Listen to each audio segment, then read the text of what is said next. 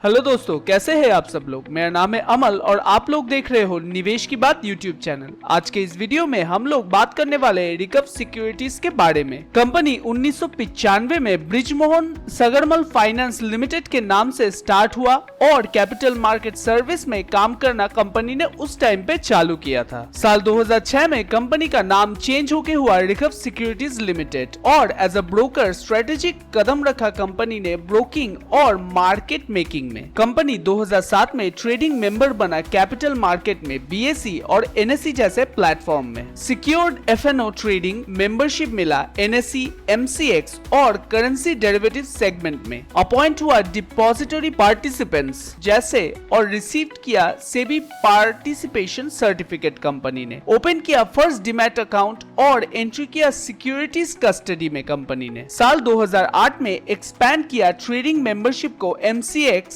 के स्टॉक और currency derivative segment में। क्रॉस किया 5000 से भी ज्यादा डीमैट अकाउंट ओपन कर चुका है कंपनी उस टाइम तक। साल 2010 में क्रॉस किया 10,000 डीमैट अकाउंट, जिससे रिटेल इन्वेस्टर्स का पोजीशन और भी मजबूत हो गया। साल 2011 में कंपनी ने ऐड किया एफएनओ और कैश मार्केट मेंबरशिप बीएसई में और करेंसी ट्रेडिंग कैपेबिलिटीज को भी एक्सटेंड किया एनएसई यानी कि नेशनल स्टॉक एक्सचेंज में। साल 2012 में कंपनी को मार्केट मेकर बनाया गया था एसएमई कंपनीज के लिए यानी कि small and medium enterprises companies के लिए एनएसई और बीएसई में। कंपनी सीडीएसएल के द्वारा परमानेंट डिपॉजिटरी पार्टिसिपेंट बना। इससे कंपनी का मार्केट में पहचान और भी स्ट्रॉन्ग बना। साथ में इससे कंपनी को कस्टडी सर्विसेज में अपनी पकड़ और गहरी बना पाने की अपॉर्चुनिटी मिली। साल 2013 में कंपनी ने अचीव किया full self clearing MCX, securing certificate for cash, FNO और सेल्फ क्लियरिंग मेंबरशिप। सब कुछ कंपनी ने अचीव किया 2013 में। साल 2016 में कंपनी ने एंटर किया weekly option trading Nifty bank index में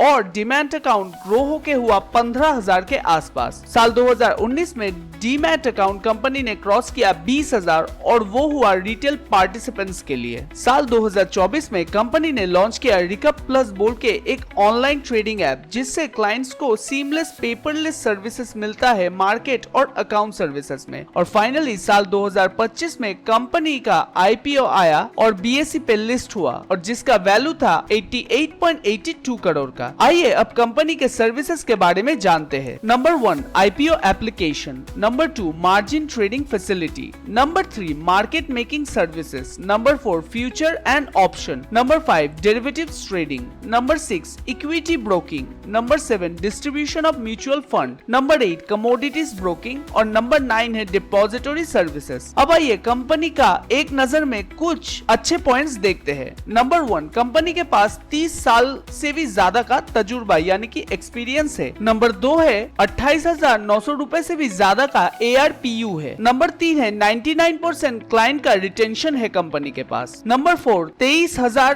प्लस से भी ज्यादा टोटल क्लाइंट बेस है। नंबर 5 फाइनेंशियल ईयर 2025 में 450 से भी ज्यादा क्लाइंट ऐड हुए हैं। नंबर 6 से गूगल प्ले स्टोर में 4.2 रेटिंग से भी ज्यादा मिला है कंपनी के ऐप को। आइए अब कंपनी का कुछ स्ट्रेटेजिक एडवांटेजेस देखते हैं। सबसे पहले देखिए, कंपनी रोबस्ट टेक्नोलॉजी इंफ्रास्ट्रक्चर है। कंपनी लो लेटेंसी और high efficiency trading system provide करता है, जिसके साथ साथ स्ट्रॉन्ग बैक एंड फ्रेम के साथ सीमलेस ऑनलाइन ऑर्डर एग्जीक्यूशन का सुविधा देता है कंपनी। दूसरा अच्छा पॉइंट है हाई क्लाइंट रिटेंशन। कंपनी का सर्विसेज अच्छा होने के कारण कंपनी में लॉयल क्लाइंट बेस बना है और अच्छा रिलेशनशिप भी मेंटेन हो रहा है क्लाइंट्स के साथ। तीसरा है ऑटोमेटेड रिस्क मैनेजमेंट। कंपनी का सिस्टम में एक fully algorithmic VAR based risk framework है जो मिनिमाइज करता है ह्यूमन इंटरवेंशन को। चौथा है कंपनी का एक्रेडिट मार्केट मेकिंग कैपेबिलिटी है अच्छा खासा। रिकव एक अच्छा मार्केट मेकर है एनएसई और बीएसई दोनों में ही। कंपनी 40 से 50 एसएमई आईपीओ कंपनीज को एक्टिवली सपोर्ट करता है लिक्विडिटी के साथ हर साल। पांचवा इंपॉर्टेंट पॉइंट है कॉम्प्रिहेंसिव प्रोडक्ट सूट, यानी कि क्लाइंट्स को एक ही जगह से सब कुछ मिल जाता है, जैसे कि equities, derivatives, commodities, currency, mutual fund, depository services और मर्जिंग ट्रेडिंग। छठा पॉइंट है डिजिटल फर्स्ट क्लाइंट को ऑनबोर्डिंग करवाना कंपनी के साथ। मोबाइल ऐप या फिर आधार कार्ड के ऊपर बेस करके eKYC प्रोसेस करवाना पेपरलेस ऑनबोर्डिंग के लिए, जो क्लाइंट्स के लिए बहुत ही इजी होता है। साथ में रियल टाइम पोर्टफोलियो एक्सेस भी कर सकते हैं क्लाइंट्स, और भी स्मूथ और बेटर एक्सपीरियंस के लिए। आइए अब इंडियन फाइनेंशियल सर्विसेज इंडस्ट्री के बारे में जानते हैं। पहला है रोबस्ट नेशनल सेविंग रेट। साल 2023 में इंडिया का ग्रॉस सेविंग्स बहुत अच्छा खासा इंक्रीज हुआ है, लगभग जीडीपी की 30.2%, जो 2021 में था 29.3% का, जो ये दर्शा रहा है कि डोमेस्टिक कैपिटल फॉर्मेशन और इकोनॉमी स्टेबिलिटी स्ट्रॉन्ग हो रहा है। दूसरा अच्छा पॉइंट है कि अल्ट्रा हाई नेट इंडिविजुअल्स की संख्या बढ़ रही है। ऐसा सोचा जा रहा है कि 2022 से 2027 तक अल्ट्रा हाई नेटवर्थ इंडिविजुअल्स के नंबर्स इंक्रीज और भी ज्यादा होगा। 58.4% के आसपास अभी का काउंट है। देखा जाए तो वो होगा 12,069 से 19,119, जिससे प्राइवेट वेल्थ और हाई वैल्यू सर्विसेज के डिमांड और भी ज्यादा मार्केट में बढ़ जाएंगे। तीसरा है सर्जिंग एसेट अंडर मैनेजमेंट। मतलब जुलाई 2024 तक इंडियन म्यूचुअल फंड इंडस्ट्री का AUM हुआ है 64.97 ट्रिलियन रुपीस का, जो 5 डेकेड यानी कि 5-10 सालों में 6 गुना ग्रोथ दिखाया है। चौथा है कैपिटल मार्केट फंड रेजिंग, जो काफी बड़ा है। मार्केट में काफी बड़ा है फंड रेजिंग, अभी भी काफी बढ़ रहा है ये चीज। टोटल 11 लाख करोड़ रुपए आया है through stocks and bond market से। और पांचवा है H1 फिस्कल ईयर 2025 में 40 IPO रेज्ड हो चुका है, जिसका टोटल वैल्यू आया है 91,365 करोड़, जो ये दर्शा रहा है कि इन्वेस्टर्स का कॉन्फिडेंस कितना स्ट्रॉन्ग है अभी। अब आइए कंपनी के कुछ फंडामेंटल्स चेक करते हैं। सबसे पहले देखिए कंपनी का मार्केट कैप है 246 करोड़ का, और कंपनी का शेयर प्राइस है 64.2 रुपीज, और इस कंपनी के शेयर 172 रुपए तक जा चुके हैं। कंपनी का स्टॉक पे फिलहाल शो नहीं कर रहा है वो। कंपनी का बुक वैल्यू है 63.8, जो अच्छा है। कंपनी फिलहाल कुछ डिविडेंड नहीं दे रहा है। डिविडेंड यील्ड कंपनी का अभी है 0। कंपनी का ROC मतलब रिटर्न ऑन कैपिटल एम्प्लॉयड है 16.7% का, और ROE यानी कि रिटर्न ऑन इक्विटी है 12.9% का। 20% के ऊपर होता तो मजा आ जाता। कंपनी का इंडस्ट्री PE है 20.6, लेकिन स्टॉक पे कुछ शो नहीं हो रहा है, जिसके लिए मेजर करना बहुत ही मुश्किल हो जा रहा है। कंपनी का 5 सालों में सेल्स ग्रोथ और 5 सालों में प्रॉफिट ग्रोथ कुछ शो नहीं कर रहा है।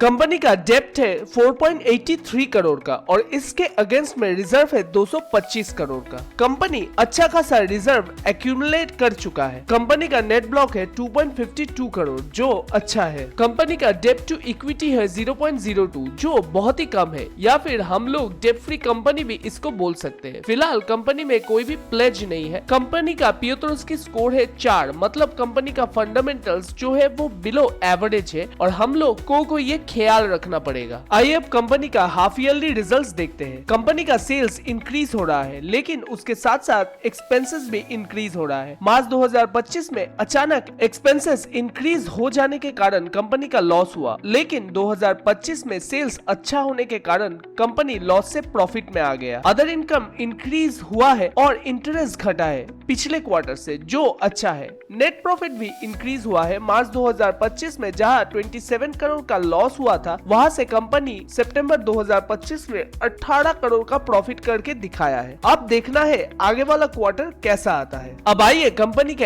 एनुअल रिजल्ट्स के ऊपर नजर डालते हैं। सेल्स नो डाउट इंक्रीज हो रहा है, लेकिन ये भी देखना पड़ेगा हम लोगों को कि कंपनी का एक्सपेंसेस कंपनी के ऑपरेटिंग प्रॉफिट पर भी असर डाल रहा है। मार्च 2025 और TTM यानी कि ट्रेलिंग टिल मंथ में एक्सपेंसेस की वजह से मार्च 2025 के एनुअल रिजल्ट पे प्रॉफिट का घाटा और लॉस को दिखाना पड़ रहा है। अगर आप लोगों को ये एक्सपेंसेस क्यों बढ़ा है इसके बारे में डिटेल में जानना है तो कमेंट सेक्शन पे एक्सपेंसेस टाइप कीजिएगा। कंपनी का ऑपरेटिंग प्रॉफिट अच्छा खासा गिरा है। अदर इनकम गिरा था, लेकिन फिर से बढ़ चुका है। इंटरेस्ट धीरे धीरे गिर रहा है, और नेट प्रॉफिट सेम रीजंस की वजह से गिर चुका है। आने वाले कुछ क्वार्टर का परफॉर्मेंस देखना बहुत ही जरूरी है। EPS मतलब अर्निंग पर शेयर पॉजिटिव से नेगेटिव में आ चुका है। अब आइए कंपनी का बैलेंस शीट चेक करते हैं। कंपनी का इक्विटी कैपिटल इंक्रीज हुआ है और कंपनी का बोरोइंग एकदम गिरते गिरते ना के बराबर आ चुका है। सितंबर 2025 तक 5 करोड़ पे रुका है और इसके अगेंस्ट में कंपनी का रिजर्व को इंक्रीज कर रहा है अपना 71 करोड़ से सितंबर 2025 तक 225 करोड़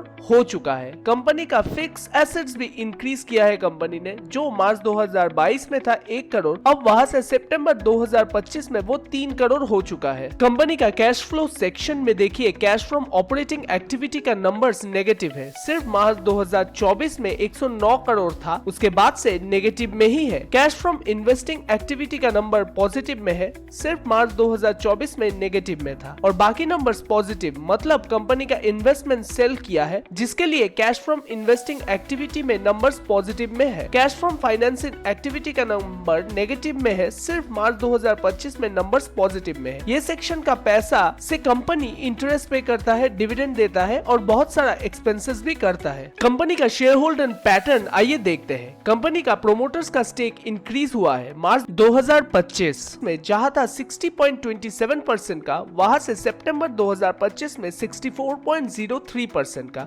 लगभग 4% के आसपास इंक्रीज हुआ है। FII मतलब फॉरेन इंस्टीट्यूशन इन्वेस्टर्स का स्टेक घटा है, मतलब एक स्ट्रॉन्ग हाथ से दूसरे स्ट्रॉन्ग हैंड पे गया है। DII भी थोड़ा स्टेक डिक्रीज किया है। शेयर होल्डर पैटर्न ठीक ठाक ही है। आइए कंपनी के कुछ फ्यूचर स्ट्रेटजीज को जानते हैं। कंपनी अपना डिजिटल प्लेटफॉर्म को ज्यादा स्केल अप करना चाहता है। ट्रेडिंग ऐप में new upgrade, new digital KYC में पुश लाना चाहता है। साथ में ऑनलाइन मार्केटिंग के द्वारा और ज्यादा क्लाइंट्स को रीएक्वायर करना चाहता है कंपनी। नंबर 2 पॉइंट है, कंपनी प्रॉप ट्रेडिंग कर रहा है अच्छे प्रॉफिट्स के लिए। सो कंपनी अपना आर्बिट्रेज और बोल सकते हैं SLBM स्ट्रेटजी ही इस्तेमाल करेगा, जिससे कि अच्छा नियर टर्म प्रॉफिट कंपनी का निकल सके और इससे रिस्क भी काफी कंट्रोल्ड रहेगा। तीसरा पॉइंट है selective market making. Company active रहेगा SME IPOs के साथ, लेकिन थोड़ा कम एक्सपोजर के साथ, और साथ में सिर्फ ट्रस्टेड मर्चेंट्स के साथ ही कंपनी काम करेगा, जहां पे रिस्क या फिर बोल सकते हैं वॉलेटिलिटी थोड़ा कम है। चौथा पॉइंट है MTF बुक को एक्सपैंड करना चाहता है कंपनी। अपने लेंडिंग बुक को कंपनी एक्सपैंड करना चाहता है हर आधे साल 30 से 40% के हिसाब से। साथ में और भी ज्यादा बैंक फंडिंग अचीव करना चाहता है, ताकि 15 से 20% का ब्लेंडेड रिटर्न मिल पाए कंपनी को। पांचवा पॉइंट है और भी मजबूत कॉम्प्लायंस और साइबर सिक्योरिटी, और ज्यादा अच्छा सिस्टम ऑडिट्स, UPI इंटीग्रेशन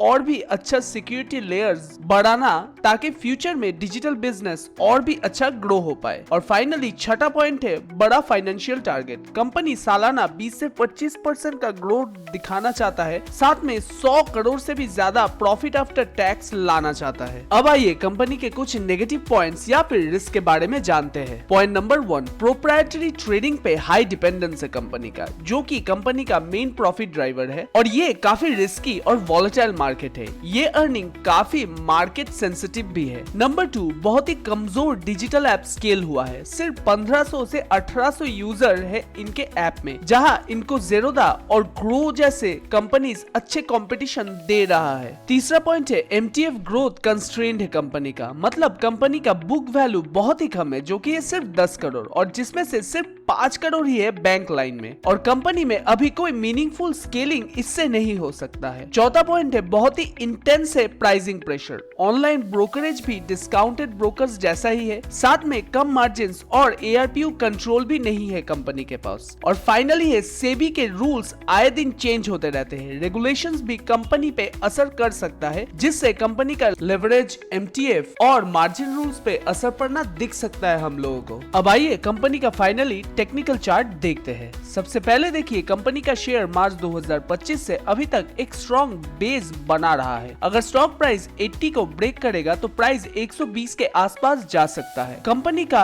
अगर अच्छा खासा ब्रेकआउट करना है तो कुछ आने वाले क्वार्टर में अच्छा परफॉर्म करना पड़ेगा। अच्छा, बाय द वे ये याद रखिएगा कि ये कोई रिकमेंडेशन नहीं है कोई स्टॉक्स बाय, सेल या होल्ड करने का। मेरा काम है आप लोगों को इंफॉर्मेशन देना कंपनी के बारे में। ये वीडियो को एज अ एजुकेशनल पर्पस लीजिए, कोई भी टिप्स हिसाब से मत लीजिए। मिलते हैं अगले कोई वीडियो में एक नए कंपनी के साथ, तो तब तक के लिए कीप इन्वेस्टिंग।